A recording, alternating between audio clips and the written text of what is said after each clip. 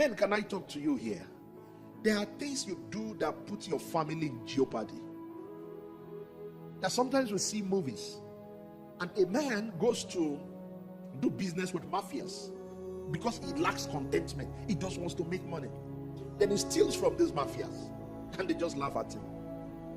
Then they go after his family. That's the first thing they do. Is their insurance. They go after his family.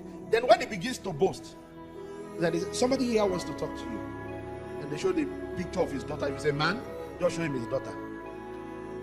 Huh?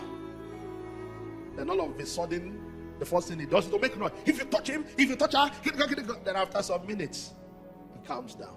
He says, please, please.